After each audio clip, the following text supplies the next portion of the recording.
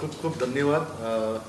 आज आमचं हे जयघोष गणेशाचं हे गॅलेक्सी पिच कंपनीमध्ये अंडर हे आम्ही जयघोष गणेशाचं गाणं रिलीज करतोय। पहिल्यांदाच नेताजींनी कंपोज आणि त्यांनी स्वतःच गायलेलं आहे। सो हे गाणं करताना आम्हाला खूप मजा आली, आम्ही खूप एन्जॉय केलं आणि गाणं तसं खूप पॅपी आणि गणपतीचं टिपिकल ढोल ताशेवाले गाणं असतं तसं हे गाणं आहे। सो सगळ्यांना आवडेल, तुम्ही सगळ्यांनी ऐका एकदा आणि त्याला खूप खूप शेअर करा। आणि हे गाणं संपूर्ण गाणं आपल्या यूट्यूब चॅनलवरती अवेलेबल आहे। सो नक्की बघा आणि शेअर करा। यूट्यूब चॅनल नाव काय? नीता जांभोळकर ऑफिशियल। यूट्यूबचं नीता जांभोळकर ऑफिशियल या चॅनलवरती आहे। सो नक्की बघा।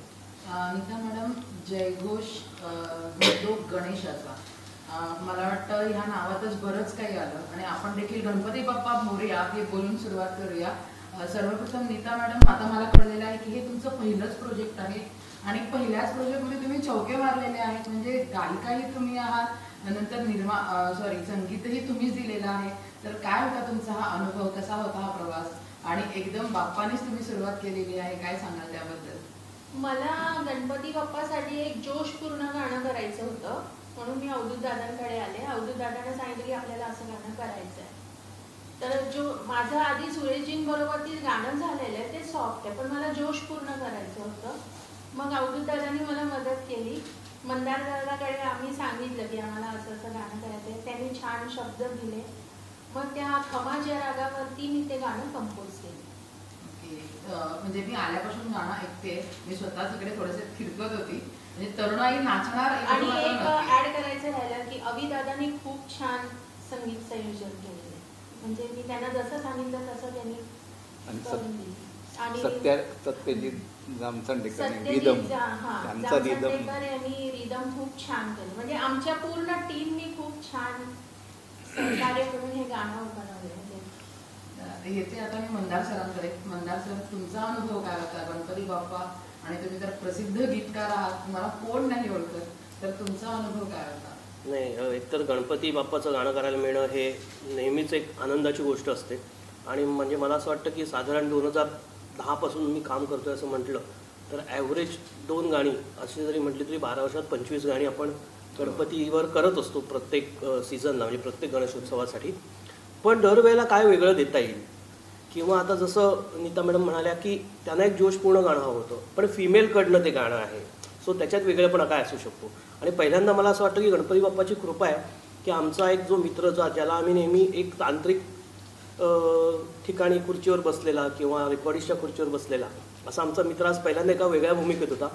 तो जरा गाईड करत होता, काय हवं आहे, काय कसं हवं आहे.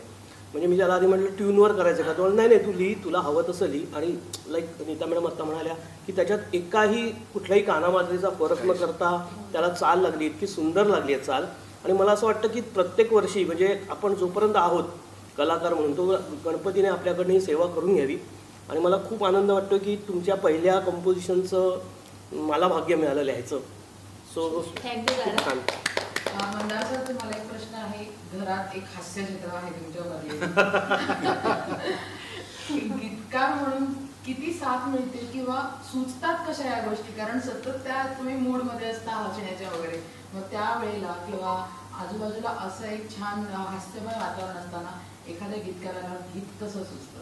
नाही, हास्याच्या मूडमध्ये वगैरे असतो वगैरे सगळं बरोबर आहे, पण अनेकदा मी इतका तिरसट आहे, म्हणजे आपण कलाकार खरे तर बरेचदा तिरसटच असतो की ती काहीतरी मला सांगायला आली की मी लिहितो यार वगैरे असं करून मी तिला, ती बिचारी काहीतरी सांगायला तरी परत जाते. मग ती पुढच्या वेळेला काहीतरी तिचं ॲक्ट करून दाखवायला येते, उद्या मी काय करणार आहे. तिथे जरा मजा येते, म्हणजे झुरळ करणं, सुसर करणं. त्यात झुरळ करायचं असेल तर मी तुला सांगतो अगं मग उलटी पड आणि ती अशी तडफड, झुरळ नाही का उलटा पडत.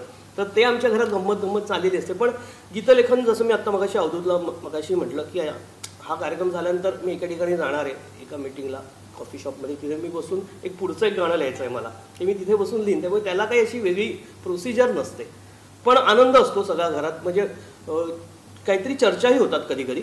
म्हणजे आता मी हिला सांगितलं की अवधूतचं गाणं आहे, तर तिला आधी वाटलं की अच्छा कंपोज करतोय का अवधूत, म्हणजे हा पण एक तुला मी हिंट देतोय की हे होऊ शकतं जर ठरवलं तर. म्हटलं नाही तो एक्झिक्यूट करतोय. सो घरात चर्चा होतात आणि मजा येते. ओके. आणि मॅडम, मी तुम्हाला विचारेन, आई बाबांचं पहिलं रिॲक्शन काय होतं? माझा पहिला गुरु माझी आई. आईने मला संगीत क्लासला वगैरे सगळं घातलं आणि आई तर खूप आनंदित आहे आणि बाबांनी खूप मला पाठिंबा दिला. सगळ्या प्रोसिजरमध्ये बाबा माझ्या पाठीशी उभे. Strong pillar. आई बाबांना विचारेन, कसं वाटतंय लेकीचं कौतुक ऐकून आणि लेकी ते जी काही खूपच आनंद झालेला आहे. आणि ते वर्णन करू शकत नाही शब्दामध्ये. रिली म्हणजे छान असतं.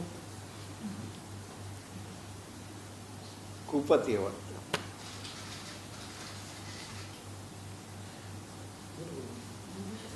हो मी बोलू. तुम्ही काय हवं? हां म्हणजे हे गाणं करताना जी की आमची प्रोसेस जी झाली होती, मला नीताजीने सांगितलं की मला गणपतीचं आमचा एका वेगळ्या प्रोजेक्टवरती बोलणं चाललं होतं आणि म्हटलं तर गणपती येतात तर आपण गणपतीचं एखादं गाणं करूया.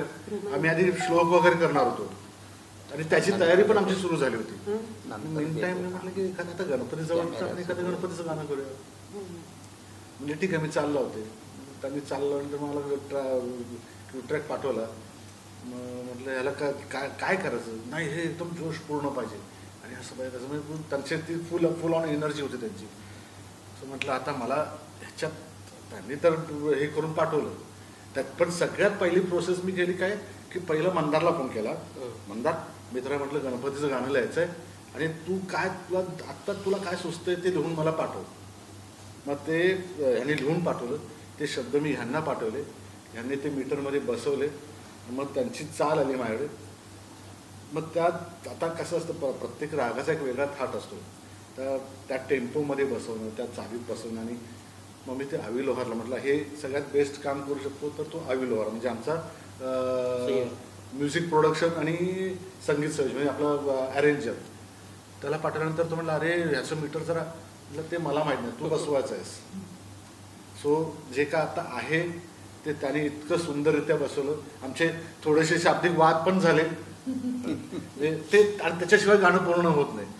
सो त्या ह्याच्यात त्या प्रोसेसमधनं हे मग सत्तू आला, सत्यजित जामसांडे करायला, त्याने रिदमचं सगळं अरेंजमेंट. मी म्हटलं याला फक्त सत्तूच वाजवू शकतो त्या गाण्याला, आणि ते त्याने प्रूव्ह करून दाखवलं. सो गाणं सगळ्यांच्या एनर्जीने आणि टीमवर्कने इतकं ते.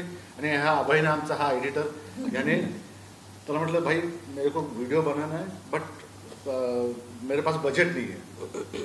त्या बिचाराने सगळं मेकिंगमध्ये केलं आणि स्टॉक फुटेजमधनं तो इतका सुंदर व्हिडिओ झाला आहे की तुम्हाला सगळ्यांना आवडेल तो.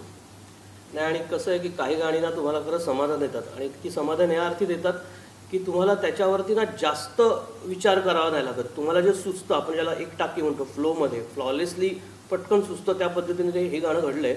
आणि मला कौतुक वाटतं अवधूतचं, की कारण मॅडमनी ही संकल्पना मांडल्यानंतर आत्ता जी नावं घेतली, आवी लोहार काय, किंवा म्हणजे मी माझं नाही घेत, पण सत्या जामसंडेकर काय, ही जी नावं आहेत ती खरंच मोठी नावं आहेत. आणि हे सगळं जुळवून आणलं आहे अवधूतने, त्यासाठी खूप म्हणजे मला तर थँक्यू म्हणावं वाटतं. आज खरं तर आज आपलं आज अजय गोगावलेचा बर्थडे पण आहे, आणि ही सगळी टीम जी आहे ती अजय अतुलकडे काम करणारी लोक आहेत. आणि मला आणि ते म्हटलं ह्या गाण्याला ही लोकच पाहिजेत. आता तो योगायोग म्हणून आपण आज अजयचा बर्थडे पण आहे. सो आणि ही सगळी टीम, अजय अतुलवाली सगळी टीम आपण जी ह्या गाण्यात आपण वापरलेली. म्हणजे हे गाणं जरी सिंगल असलं तरी हे गाणं ऐकताना ऑडिओ क्वालिटी म्हणून त्याला आपल्याला एक काहीतरी छान चित्रपट गीत ऐकतोय, किंवा ज्याच्यावर प्रोसेस झालेली जी गाणी असतात. अर्थात मास्टर आहे तिथे बसलेला, त्यामुळे ते काही मुद्दाच नाही आहे, पण एक फील जो असतो गाण्याचा तो डेफिनेटली एक सर्व परिपूर्ण आहे असं माझं म्हणणं आहे. एक लाइन गाना गणपति भी आ रहे हैं, गणपति आप म्यूजिकल में भी बनाया था उन्होंने, डबल मतलब विषय आ रहा है. तो हम जानना चाहते हैं लाइन 2 लाइन जो गा लें, किस तरह आपने तैयार किया गाने के लिए, सब लोग उसके साथ जो कंपोजर गायक है वही आप हम लोग गाएंगे तो फिर आपके माइक फट जाएंगे. नाही आता काय सुर लागले नाही तरी चालते. नहीं, हम लोग ट्रैक प्ले कर लेते चाहे तो. हाँ, ट्रैक अर्बन ट्रैक दे दे.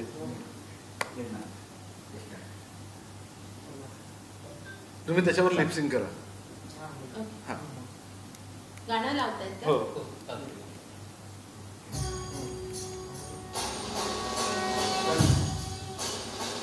दे थोडा लावू. या यूट्यूबवरनं या गाण्याचा पूर्ण व्हिडिओ पण आपल्याला ऐकायला मिळेल. खूप मजा आली म्हणण्यापेक्षा खूप समाधान मिळालं हे गाणं करताना. अवधूतने नेहमीप्रमाणे एक विश्वास टाकला माझ्यावर, तो मी फुलफिल करू शकलो याचा मला एक आनंद आहे. नीता मॅडमबरोबर मी पहिल्यांदाच काम केलं. मला नवीन संगीतकाराबरोबर काम करायला आवडत असतं, त्याच्यात तुमची भर झाली आता. त्यामुळे मला खूप छान वाटलं हे गाणं करताना. आणि बाप्पाचे आशीर्वाद असेच राहू दे, तुमच्या सगळ्यांचं प्रेम राहू दे. हे गाणं बघा, एन्जॉय करा आणि सगळीकडे वाजवा.